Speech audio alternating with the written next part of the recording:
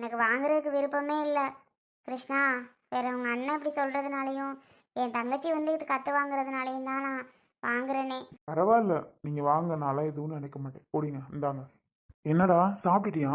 இல்லைண்ணே, காலையிலேருந்து மனசே சரியில்லை, சாப்பிடல. சாப்பிடாம தான் சரின்னு சொல்லி பேசிகிட்டு இருந்தோம். அருவி அந்த அக்கில் நகையை கொடுத்தா, சரி வேலையை அதை வச்சுட்டு வந்துட்டு அப்புறம் சாப்பிட்டுக்கிடலான்னு சாப்பிடாம தானே கிளம்புனேன். பரவாயில்ல, சரி நான் கிளம்புறேனே. அப்போ எனக்கு ஒரு பிரச்சனை முடிஞ்சுச்சு. ஆனால் உங்கள்கிட்ட கொடுத்த விஷயம் உள்ள அன்னைக்கு தெரிஞ்சாதான் எனக்கு அடுத்த பிரச்சனையே. அதுக்கு நான் மிச்சம் இருக்க நகையை கொண்டு போய் வச்சு கொடுத்தாதான். கிருஷ்ணா, நாங்கள் சொல்ல மாட்டோம், எங்களுக்கு தெரிஞ்சு நாங்கள் சொல்ல மாட்டோம். ஓ மூலியமாக யாருக்கும் தெரியாமல் இருந்தால் சரிதான், சரியா? நாங்கள் ஆனால் நீ தரலன்னு மட்டும் சொல்லிக்கிறோம், புரியுதா?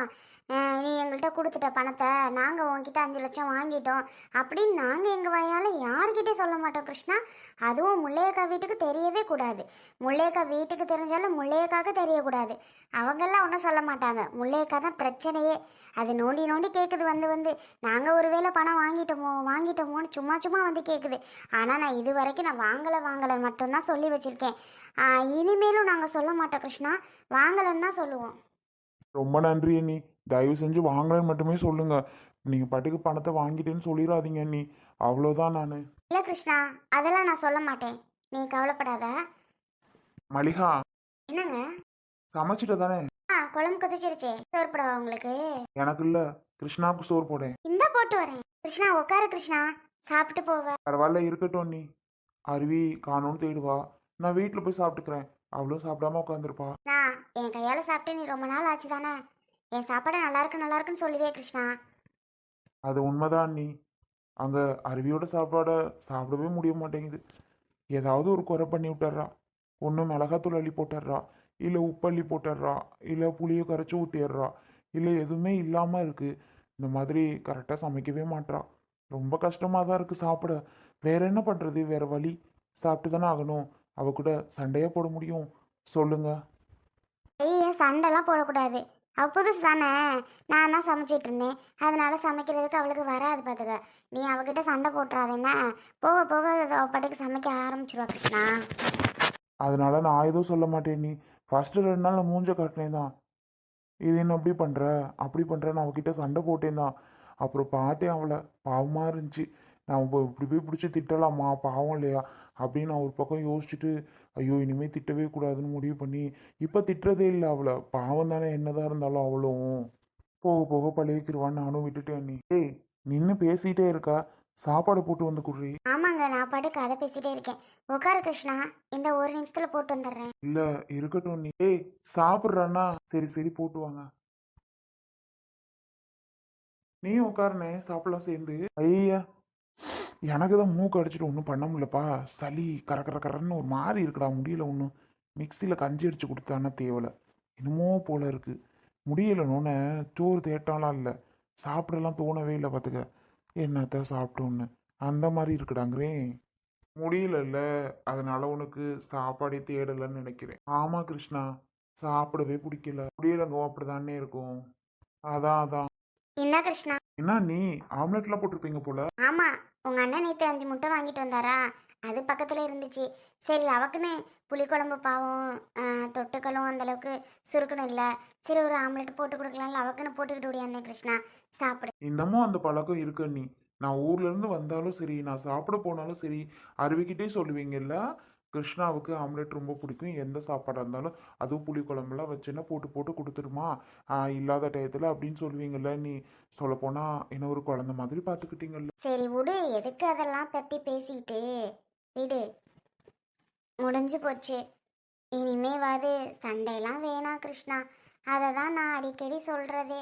இவர் கூடயும் இருந்தாலும் சரி, சண்டை வேணான்னு சொல்லுவேன். ஆனால் யாருமே புரிஞ்சுக்கிறது இல்லை யாரும். அருவியே நான் வேற ஒருத்தியாக பார்த்ததே கிடையாது. உன்னையும் சரிதான். ஆனால் நீங்கள் என்ன தான் தப்பாக நினச்சி என்ன வேற ஒருத்தியாக பார்த்தீங்க. நான் நினச்சி அஞ்சலி வீட்டுக்கு கொண்டுட்டு போனது வேற. ஆனால் நீங்கள் என்ன தப்பாக நினச்சி ஒரு மாதிரி பேசிட்டீங்க எல்லாரும். சரி, சாப்பாடை போட்டுட்டு நான் அப்பெல்லாம் பேசுறது ரொம்ப தப்பு, எனக்கே தெரியும். நீ சாப்பிடு கிருஷ்ணா. உண்மையை தானே நீ பேசுறீங்க, பொய்யா பேசுறீங்க? நடந்த விஷயத்த சொல்றீங்க, அதுல என்ன இருக்கு? என்னம்மா இது? பவி, என்ன சித்தப்பா, நடிச்சிட்டு நல்லா சாப்பாட்டில் உட்காந்துட்டீங்க. ஏன் சித்தப்பா எதுக்கு இப்படிலாம் நடிக்கிறீங்க? அன்னைக்கு வந்து பார்த்தா அப்படியே அழுதுட்டு புலம்பிட்டு அப்படி நடிச்சுட்டு போனீங்க. இன்னைக்கு வந்து பார்த்தா சாப்பிட்டுட்டு உட்காந்துருக்கீங்க. அதுவும் நீங்க போய் எங்க வீட்ல. ஏன் சித்தப்பா அப்பனா பணம் வேணாம் சொல்லிடுவாங்கன்னு நடிக்கிறீங்களா? இங்க பாருங்க, நாங்க வேணா பணத்தை வேணான்னு சொல்லிடுவோம். எங்க அம்மாவும் எங்க அப்பாவும் வேணா பணத்தை வேணான்னு சொல்லிடுவாங்க. ஆனா வந்து எங்க சித்தி இருக்காங்க பாருங்க, தாமரை சித்தி, அவங்க மட்டும் வேணான்னு சொல்லவே மாட்டாங்க. எவ்வளோ பெரிய பிரச்சனைனாலும் உருவாக்குவாங்க. நீங்க ஆல்ரெடி போலீஸ் ஸ்டேஷன் போயிட்டு வந்தது தெரியாதா? இப்போ நீங்க மறுபடியும் போகணுமா என்ன? ஆ, சொல்லுங்க சித்தப்பா. ஏய் பவி, என்ன பேசுற? அடி வாங்கிருவ பாத்துக்க. பேச்சா பேசுற சித்தப்பாட்ட? எதுக்குடி இப்படி பேசுற? பின்ன இப்ப அம்மா அண்ணி சோறு போடுங்க அப்படின்னு சித்தப்பா உட்காந்துட்டு நாடகம் போட்டுட்டு இருக்காரா? ஆனா சித்தப்பா பணம் தரவே கூடாது, தரவே முடியாது முடிவு பண்ணிட்டீங்களோ? நாங்க வேணா விடலாம் சித்தப்பா, பாவம் பார்த்து எங்க சித்தி விடவே மாட்டாங்க, கவலையப்படாதீங்க. தயவு செஞ்சு பணத்தை கொடுக்குற வழியை பாருங்க. ஏய் பவிமா, என்னப்பா? சித்தப்பா காசு கொடுத்துட்டியா? காசு கொடுத்தாச்சா? ஆமாடி, கொடுத்துட்டு தான் சித்தப்பா சாப்பிட்டுட்டு இருக்கு. எப்ப? காசு கொடுத்தது எனக்கு தெரியாதே. உனக்கு தெரியாது என்ன ஏது நாங்க சொல்ல வர்றதை கேட்டுட்டாவது நீ பேசணும். அதுவும் இல்லாம உன் வாய்க்கு வந்ததெல்லாம் பேசிட்டு இருக்க. காசை சித்தப்பா இப்பதான் கொடுத்துட்டு போச்சு. கொடுத்துட்டு ஸ்வசிக்குதுங்கவும் நாங்களா தான் உட்கார வச்சு சாப்பாடு போட்டோம்.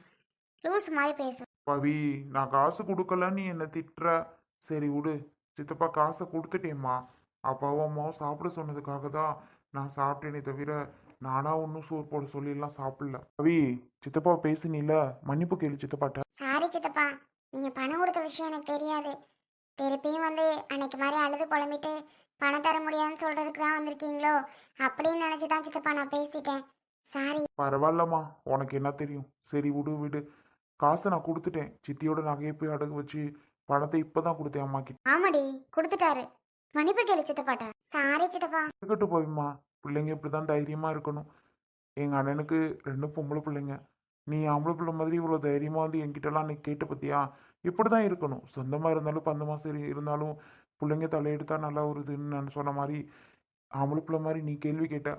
இப்படிதான் தைரியமா இருக்கணும். எங்க அண்ணனுக்கு பொம்பளை பிள்ளையாவும் ஆம்பளை பிள்ளையாவும் நீ இருக்க. பரவாயில்ல. ஆமா சித்தப்பா, பாவம்ல எங்க அப்பா, அமைதியா இருக்காரு.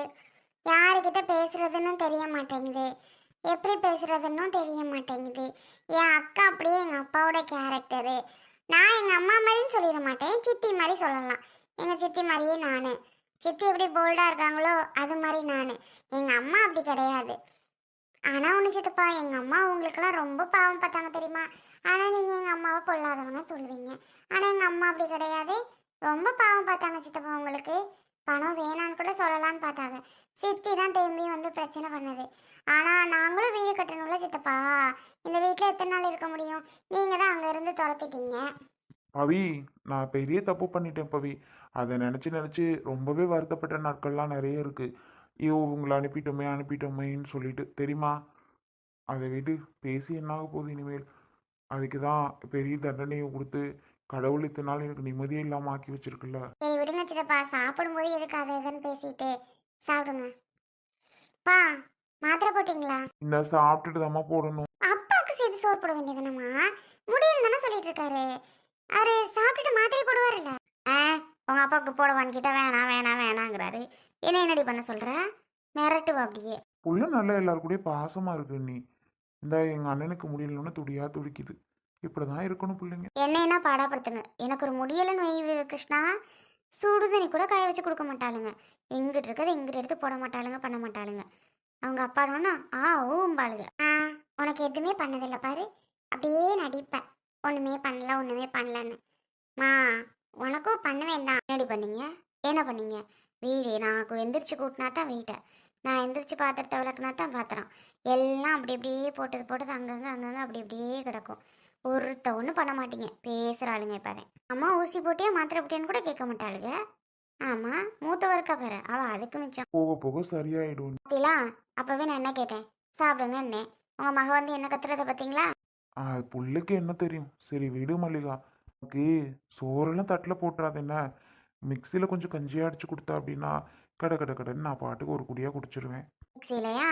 ஆரடி, உங்கள் அப்பாளுக்கு கஞ்சி வேணுமா? சரி, அவரால் முடியல போல, அதனால கேட்குறாரு. ஏதோ ஒன்று கூட.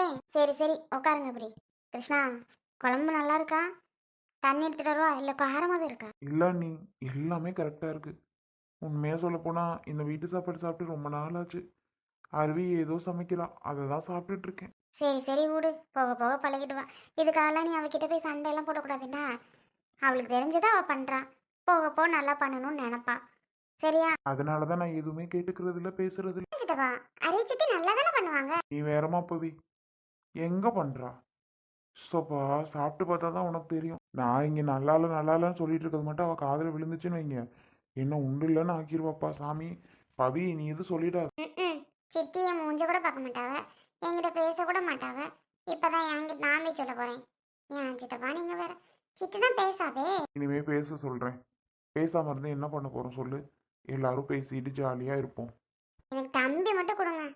தம்பி பார்க்கணும்னு தான் ஆசையா இருக்கு. உனக்கு மேல எனக்கு கண்ணுக்குள்ள இருக்குடி. புள்ள எத்தனை நாள் ஆச்சு, எத்தனை மாசம் ஆச்சு. கண்டிப்பா தூக்கிட்டு வர சொல்றேன் அருவிய. கண்டிப்பா சித்தப்பா. சித்தியை தூக்கிட்டு வர சொல்லுங்க சித்தப்பா. சரி பவி.